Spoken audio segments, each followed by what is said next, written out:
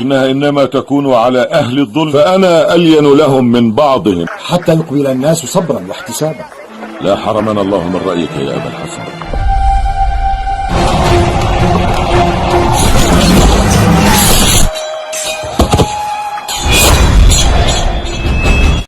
Assalamualaikum warahmatullahi wabarakatuh.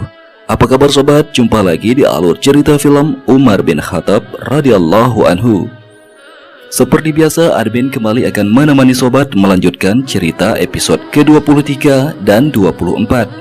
Jika sobat suka dengan video ini, silahkan subscribe, like, dan jangan lupa sertakan komentar sobat di bawah. Jika sudah, langsung aja kita masuk ke alur ceritanya.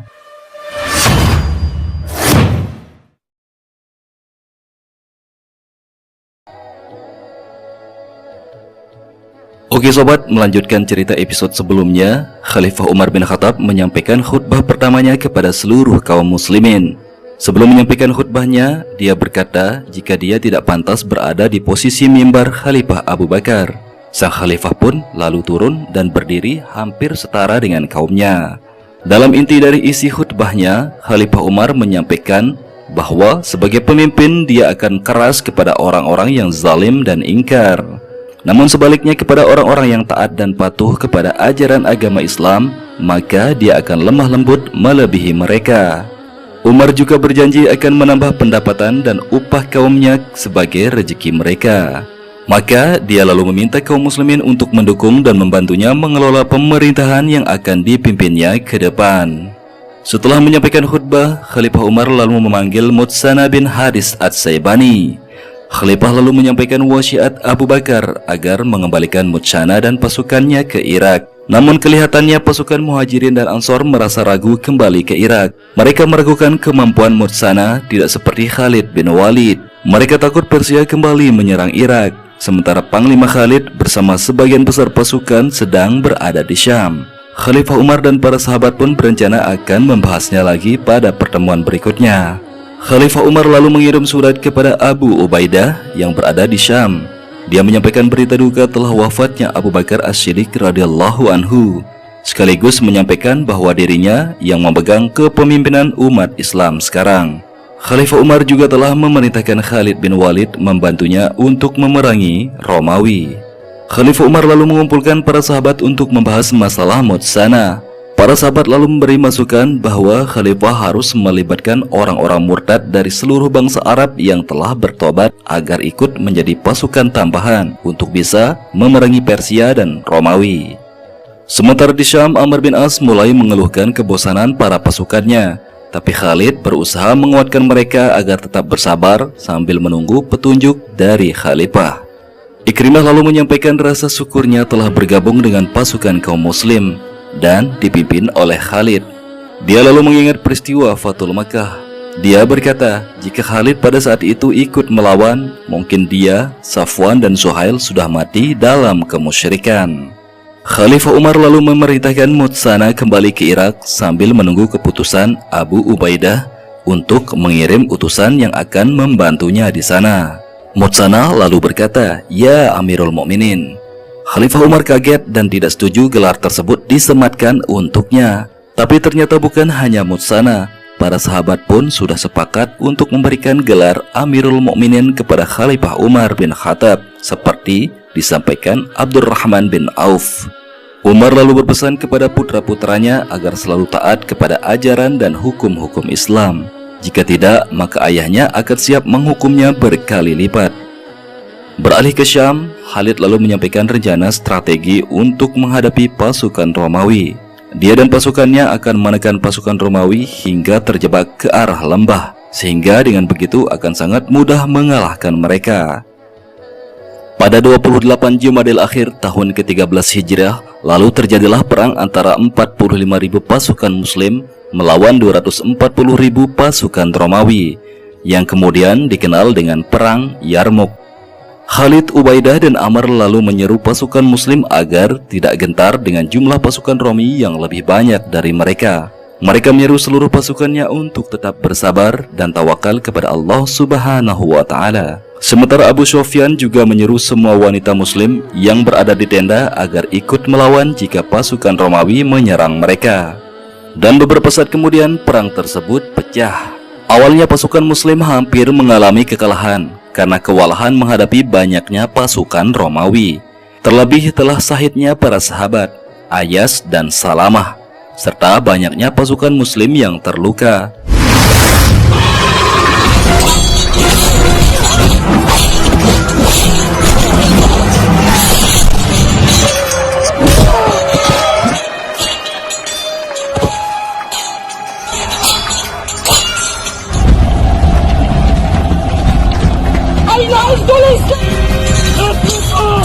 Sementara di Madinah, Khalifah Umar terus berdoa dan berzikir kepada Allah untuk kemenangan pasukan muslim.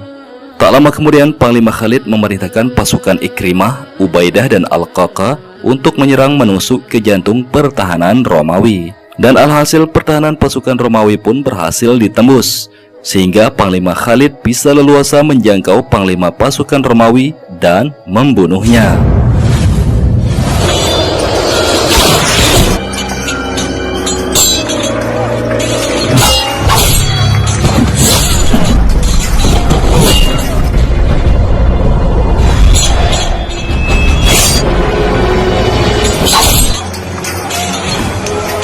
Setelah itu pasukan muslim berhasil menekan pasukan Romawi hingga terjebak ke lembah. Tapi Amr bin As lalu memberi mereka jalan untuk melarikan diri.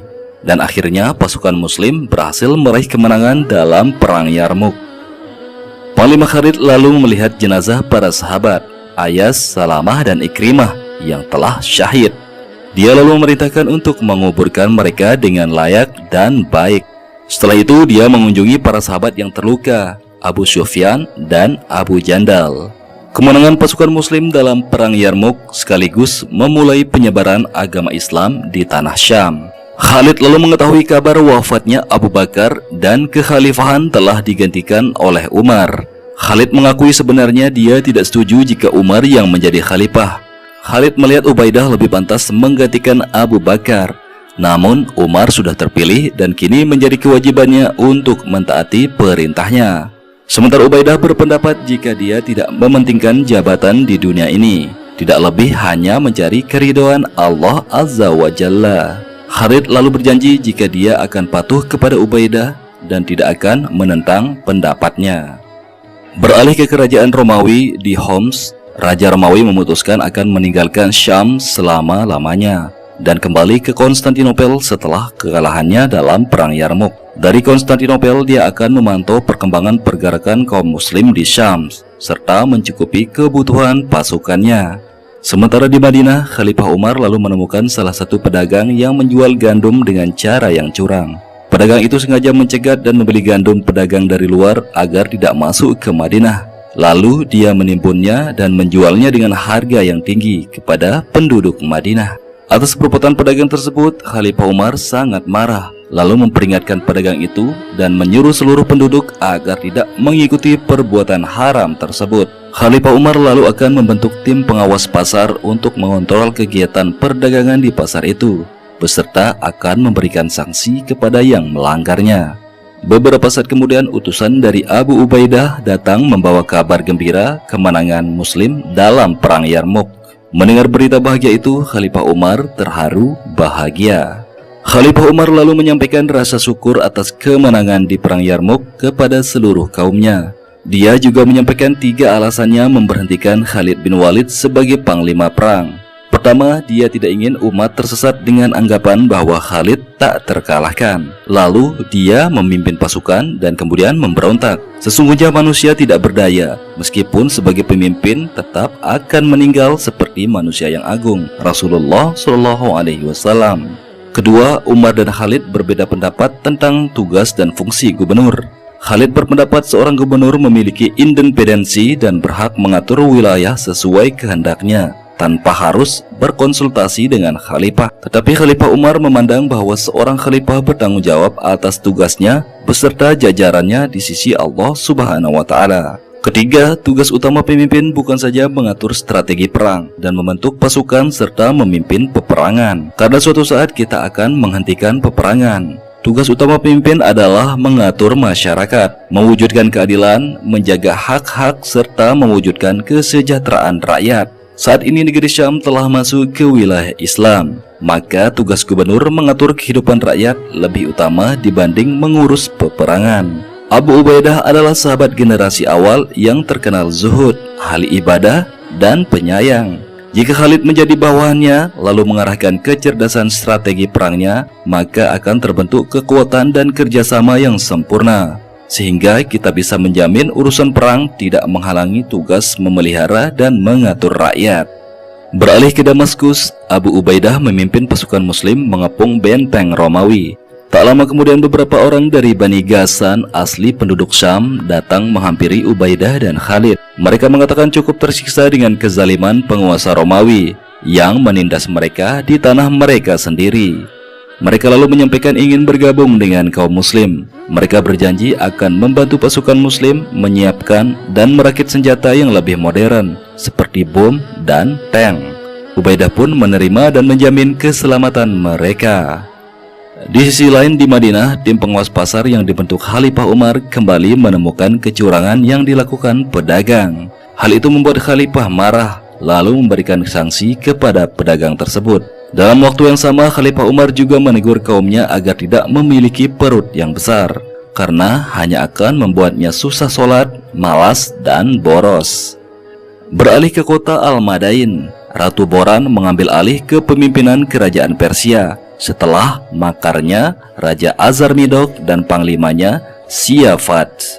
Ratu Boran meminta agar bisa segera terlepas dari tekanan Raja Azarmidok dan panglimanya, serta menghentikan ancaman terhadap kerajaan Persia.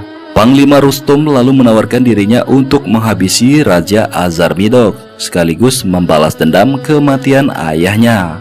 Di sisi lain, Khalifah Umar marah karena meminum susu zakat yang disajikan oleh pembantunya. Tapi istrinya lalu mencoba menenangkannya dan memberi saran agar Khalifah Umar meminta gaji dari zakat mal untuk kebutuhan pokoknya, karena melihat keadaan perekonomian Khalifah yang tidak baik. Ratu Boran lalu mengangkat Panglima Rustum sebagai Perdana Menteri sekaligus pemimpin perang, dan Fairuzan sebagai wakilnya. Dia lalu berpesan jika nasib Persia ke depan sekarang berada pada Perdana Menterinya. Khalifah Umar lalu meminta pendapat para sahabat berapa gaji yang sepantasnya didapat dari Baitul Mal. Para sahabat menyerahkan semuanya sesuai kebutuhan Khalifah. Khalifah Umar akhirnya hanya meminta kendaraan untuk berhaji dan umroh, sepasang pakaian di waktu cuaca dingin dan panas, makanan secukupnya untuk keluarganya, dan ganimah sebagaimana halnya muslim yang lain. Para sahabat pun setuju dengan usulan sekaligus permintaan Khalifah Umar. Beberapa saat kemudian terjadi perang pasukan muslim yang dipimpin Mutsana melawan pasukan Persia, dan pasukan muslim berhasil meraih kemenangan perang tersebut. Ratu Boran sangat shock mendengar kabar kekalahan pasukannya. Fairuzan lalu mencoba menghasut Ratu dengan mengatakan jika kekalahan itu disebabkan karena Panglima Rustum tidak turun langsung memimpin peperangan. Sementara di Syam, Ubaidah mencoba senjata yang telah dibuat oleh Bani Ghassan untuk menghancurkan benteng Romawi. Kaisar Romawi sangat marah dan berjanji akan menghabisi Bani Ghassan jika pasukan muslim telah pergi dari Syam. Dia juga memerintahkan untuk menangkap mata-mata dari Bani Ghassan yang masih berada di sekitar kerajaannya. Ratu Boran kemudian memanggil Perdana Menteri Rustum dan menyampaikan tuduhan Fairuzan tersebut. Rustum berpendapat justru Fairuzanlah yang berkhianat. Jika Rustum sampai ikut berperang, maka Fairuzan akan mencelakakan Ratu dan menguasai kerajaan. Mendengar penjelasan Rustum, Ratu Boran menawarkan untuk memecat Fairuzan. Dia lalu memerintahkan Rustum untuk menorehkan kemenangan terhadap kaum muslimin, karena tidak ada jalan lain lagi untuk mempertahankan masa depan Persia. Oke sobat, ini adalah akhir cerita di episode ke-24. Kita akan sambung lagi pada alur cerita episode berikutnya. Sampai jumpa, semoga kalian selalu dalam keadaan sehat. Jazakumullah khair. Wassalamualaikum warahmatullahi wabarakatuh.